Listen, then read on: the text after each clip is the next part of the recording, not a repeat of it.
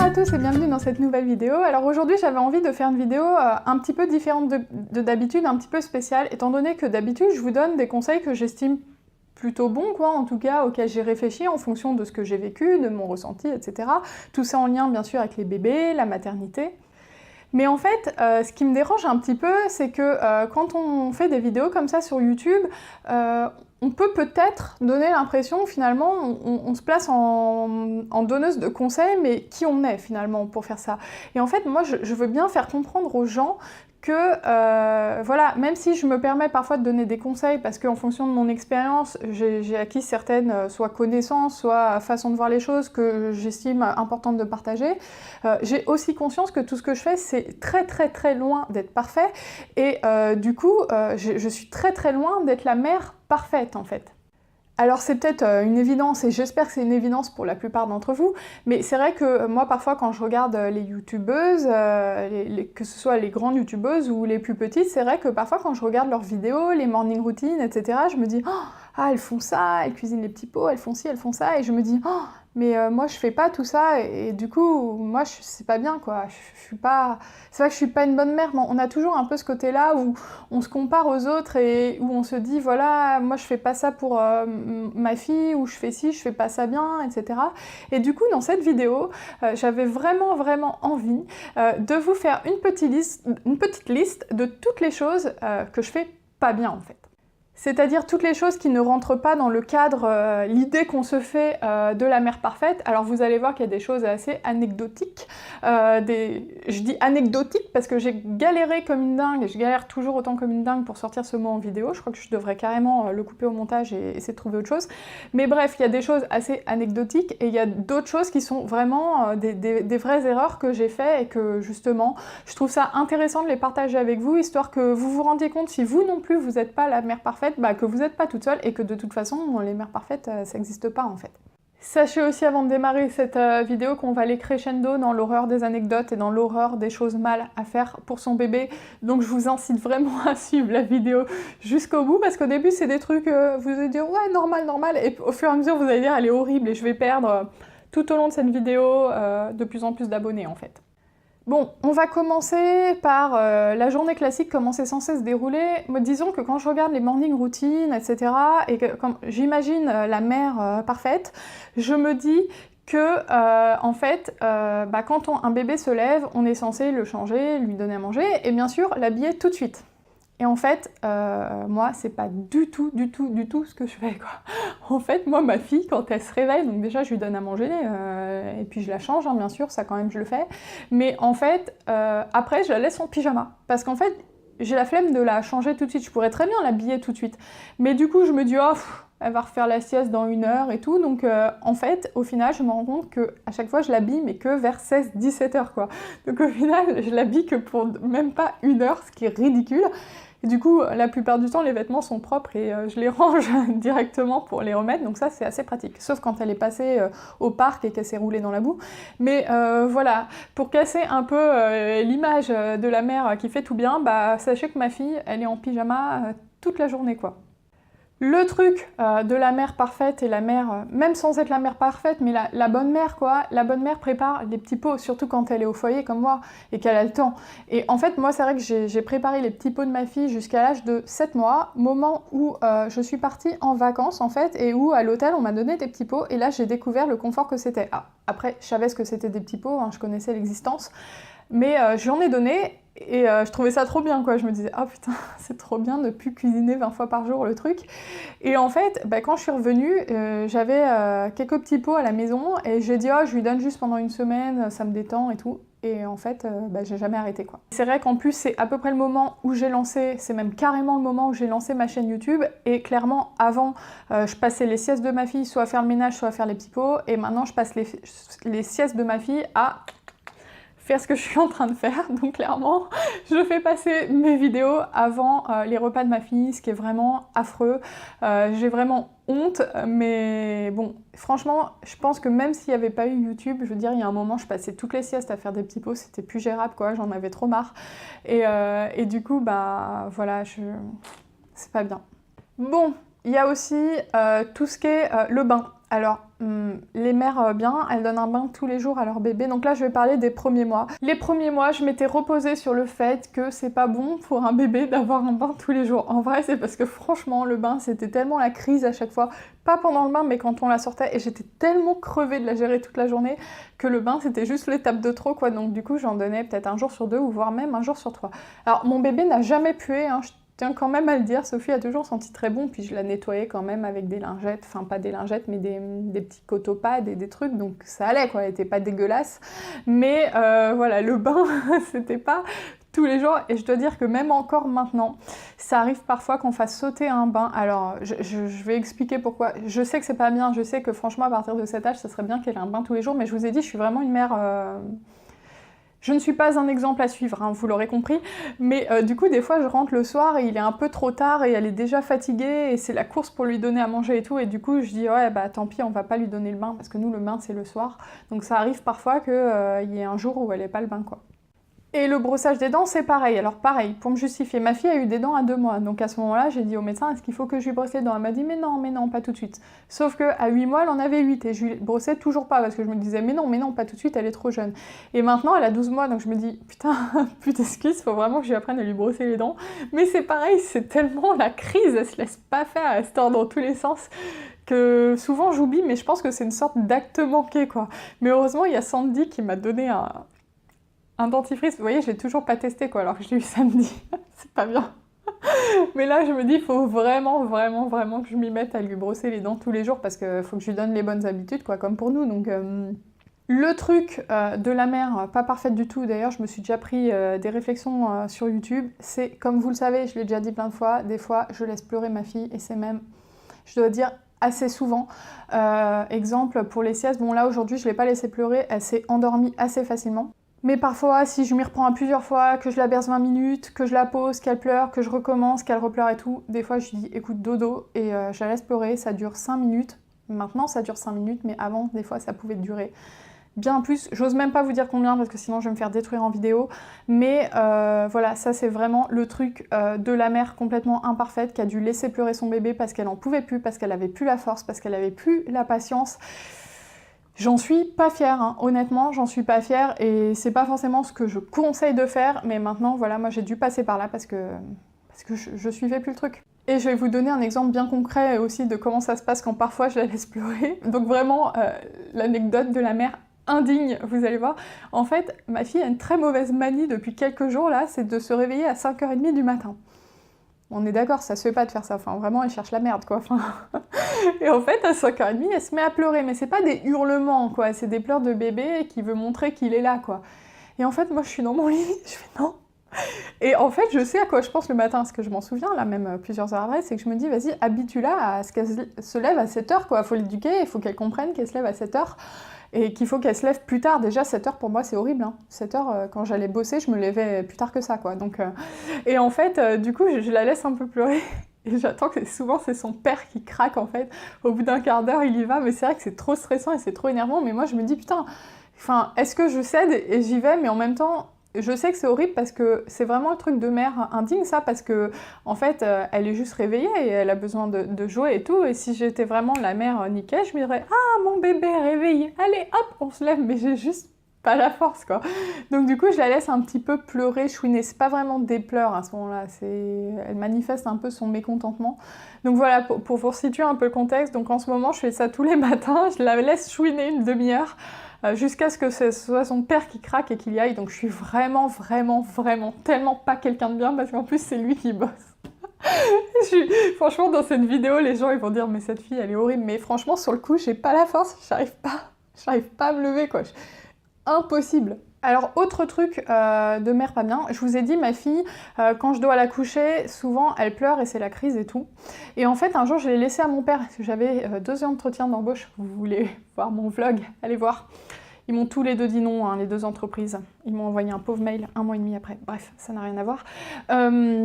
Et en fait je l'avais laissée à mon père, et en fait mon père il a pas voulu se prendre la tête à la bercer et tout, il l'a laissée marcher, tourner dans le salon comme ça. Et en fait, à un moment, elle était tellement fatiguée qu'elle s'est couchée par terre. Et du coup, il l'a foutue dans son lit et elle a dormi tout de suite.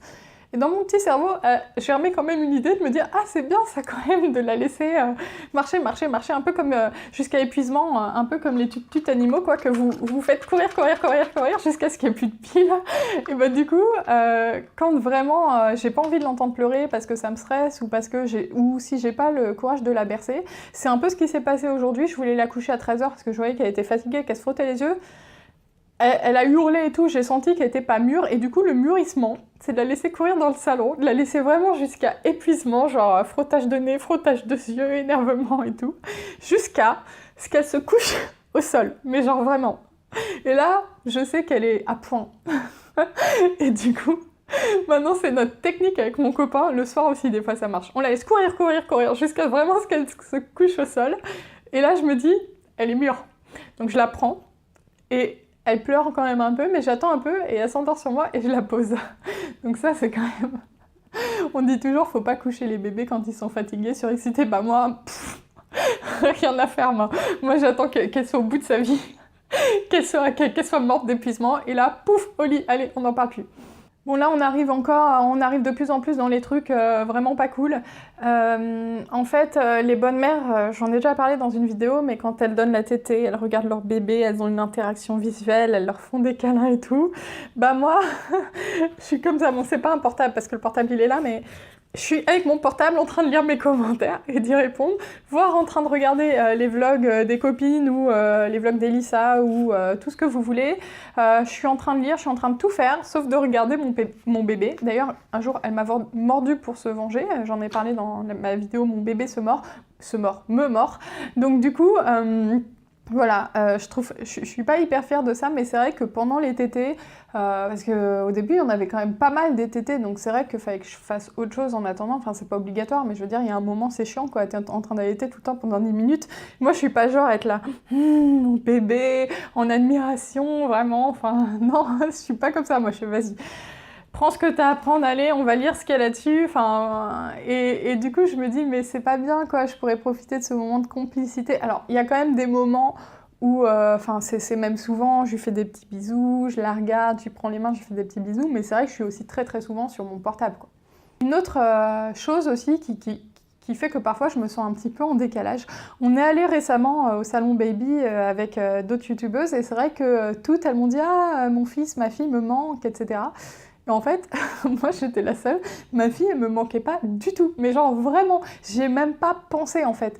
Et en fait, bon elle était avec son père, donc c'est vrai que j'étais très rassurée. Si elle avait été avec quelqu'un d'autre, par exemple avec mes parents où elle a moins l'habitude, j'aurais écrit et tout, mais j'ai même pas écrit pour demander comment ça se passait. Donc faut dire, je lui fais hyper confiance et que ma fille elle a vraiment deux figures d'attachement. Bon elle a moi d'abord quand même, elle fait une petite différence, mais elle est vraiment... hyper en confiance avec son père, elle a pris l'habitude très vite et tout, donc voilà, j'avais aucune inquiétude, et il m'a bien dit le soir, elle a même pas vu que t'étais pas là, quoi. Mais c'est vrai que tout le monde me disait « Ah, ma fille me manque, mon fils me manque et tout », et moi j'étais bah, pas moi en fait, elle me manque pas. Et en fait, ouais, j'avoue, elle m'a pas du tout manqué. Après, c'est vrai que quand je l'ai revue le soir, je lui ai fait plein de bisous et tout, et en fait, ce que je disais, bah, Charlène qui était là, elle était là à ce moment-là où je l'ai revue, c'est que j'ai eu l'impression qu'elle me manquait pas, mais elle avait dû quand même me manquer un petit peu parce que je lui ai fait plein de bisous, beaucoup plus que quand je suis toute la journée avec elle. Mais ce que je veux dire par là, c'est que voilà, quand je dois m'absenter une journée, bah, ça me fait rien du tout, quoi. Au contraire, je suis contente de me changer les idées, de sortir sans bébé, sans la poussette, sans tout ça, et de vraiment me déconnecter et penser à autre chose. Et c'est vrai que des fois, je me dis, j'aimerais bien être comme ces mères qui sont là, oh mon bébé me manque et tout, alors que bah moi, il me manque pas, quoi.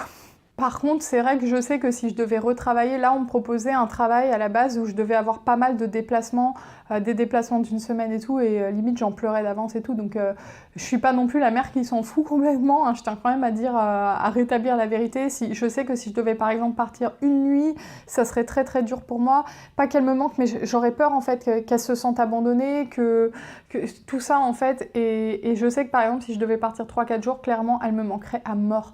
Mais partir comme ça toute une journée pour le salon Baby, non, ça se gère très bien. Bien au contraire. Tiens, prends le bébé, garde-la. Jusque-là, c'était des anecdotes où franchement, ok, j'en ai un petit peu honte, mais finalement, ne pas préparer les petits pots, pas forcément donner le bain tous les jours non plus et tout, c'est pas non plus des trucs, enfin je veux dire, qui est rigoureux comme ça, surtout, franchement. Par contre, là, je vais vous dire vraiment un truc dont j'ai un petit peu honte et qui est pour moi une véritable erreur que j'ai fait avec ma fille et dont je m'en veux, dont je m'en veux un petit peu, en fait, même beaucoup, et que j'essaie de rectifier le tir. En fait, les 7 premiers mois de ma fille, j'étais vraiment tout le temps en train de m'occuper d'elle et j'étais vraiment tout le temps à la regarder, à m'occuper d'elle, je faisais rien d'autre et tout. Et puis j'ai lancé ma chaîne YouTube.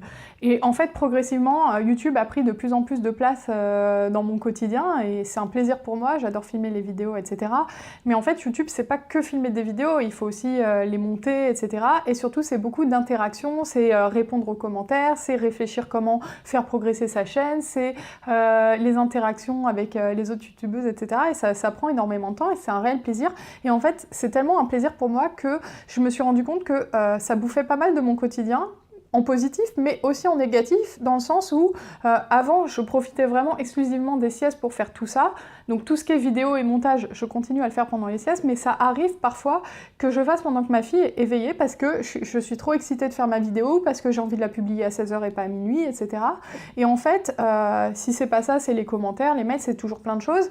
Mais du coup, je me suis rendu compte que parfois, je passais vraiment des journées un peu à côté d'elle, quoi. En fait, c'est que j'ai l'impression que je suis là, que je suis avec elle, mais je suis tout le temps sur mon ordi en train d'écrire, en train de faire un truc lié à YouTube ou lié à Internet en général.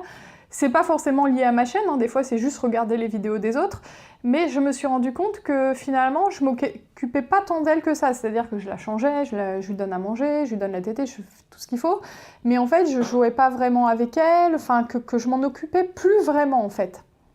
Je me suis rendu compte de ça très récemment, donc on va dire assez vite, parce que c'est vrai que ça a pris de l'ampleur, on va dire depuis un mois où vraiment j'étais à fond dedans.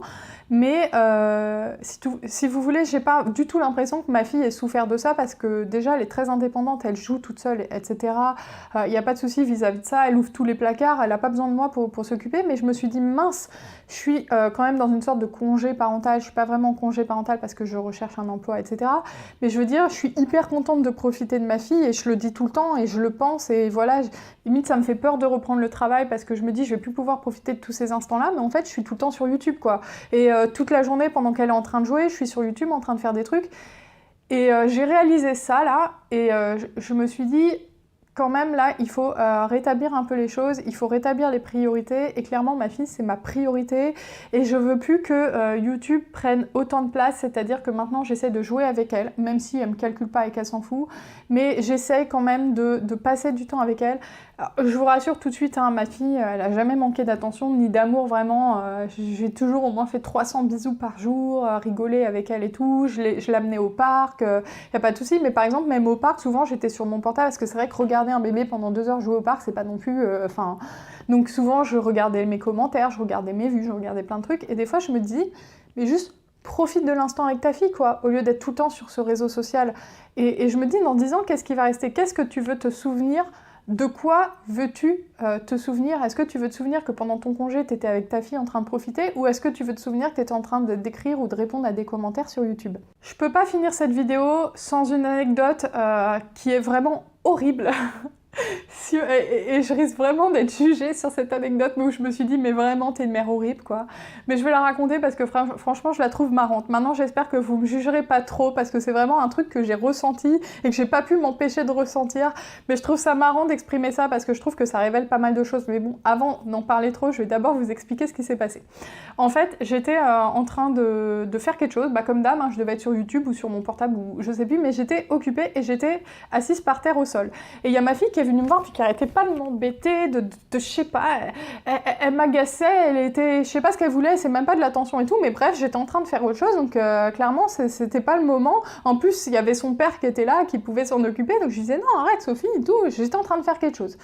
Et en fait, elle insistait, mais comme une dingue, mais je sais pas ce qu'elle faisait en fait, si elle voulait ouvrir le placard à côté de moi, c'était pas que sur moi, mais c'était autour de moi, elle était vraiment agaçante. Et elle me saoulait trop, quoi. Et en fait, au bout d'un moment, mais genre au bout de 5 minutes, elle est tombée en arrière et elle s'est un peu cognée. Mais en fait, ce qui est vraiment horrible, c'est, j'avoue, et je vous l'avoue, c'est qu'au moment où elle est tombée, où elle s'est cognée, il y a une partie de mon cerveau, mais je m'en souviens, qui s'est fait « bien fait ». Mais Mais c'est horrible, quoi. Et tout de suite, je m'en suis voulu, je me suis dit, mais putain, c'est horrible, quoi. T'as été contente qu'elle tombe et qu'elle se fasse mal, genre, ah, ça y est, tu m'as fait chier, mais bien fait pour ta gueule. Et du coup, je l'ai pris dans mes bras, je lui ai fait des bisous, en plus, elle pleurait. Vous savez, les bébés, ils font ça quand ils tombent, ils ont un petit moment de choc, et genre, ah, qu'est-ce qui s'est passé? D'un coup, ils hurlent, et moi, j'ai eu le moment de choc de ce que j'ai ressenti, j'étais trop triste. Et je me dis, mais franchement, mais c'est horrible. Je sens que je vais perdre 40 abonnés sur cette anecdote-là, mais voilà, en fait, si je vous raconte cette anecdote, c'est juste pour expliquer, et comme toute la vidéo, qu'on est juste humain. Et parfois, on n'est pas toujours parfait sur tous les plans. On peut pas être toujours rempli d'amour toute la journée pour son bébé. Des fois, notre bébé, il nous agace. Des fois, on a la flemme de faire ci, on a la flemme de faire ça. On a le droit aussi d'avoir envie de faire autre chose et de s'investir dans d'autres choses.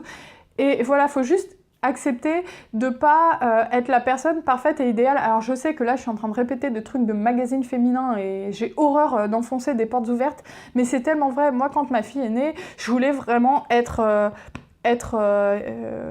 au max quoi, sur tous les plans, allaitement exclusif jusqu'à 10 mois, etc. Faire tous les petits pots. Genre je me suis mis la barre, mais un peu comme tout dans la vie, mais la barre c'est même pas haute, c'est dans l'espace la barre. Et en fait, tu t'épuises à faire ça en fait. Et il y a un moment, c'est vrai que pour pas mal de choses, je vous avoue que je m'en veux encore un petit peu, les pleurs, les petits pots, je me dis putain, t'abuses, t'es au foyer et tout. Mais des fois, j'essaie juste de réfléchir et de me dire c'est bon quoi, t'as la flemme, t'es humaine, et puis t'es pas parfaite, t'as tes défauts. C'est vrai que je suis parfois assez fainéante et ma pauvre fille, elle va devoir faire avec. Par contre, je pense quand même on fait toutes notre maximum. Je pense que quand un enfant, il a la chance d'avoir l'amour de ses parents, d'avoir un toit, qu'on s'occupe bien de lui au niveau des soins, etc., qu'il a de l'attention, c'est déjà énorme, c'est déjà beaucoup. Et quand on fait le maximum, c'est déjà beaucoup. Donc voilà, c'est juste le message que j'essaie de faire passer dans cette vidéo, c'est que vous avez certainement vous aussi des choses que vous faites pas de manière parfaite. Ben, si vous faites votre maximum, ou même pas, si vous faites déjà beaucoup pour votre enfant, c'est déjà bien quoi. Voilà, j'espère que cette vidéo vous aura plu. Si c'est le cas, n'hésitez pas bien sûr à la liker, à vous abonner, à la commenter. N'hésitez pas à me dire si vous aussi vous faites des choses de pas bien, comme ça j'aurai pas l'impression que je suis toute seule. Si vous êtes une copine youtubeuse et que cette vidéo vous plaît, n'hésitez pas à la faire. Je vais pas taguer des gens, déjà c'est pas vraiment un tag, et puis je suis pas là genre créatrice qui lance des tags.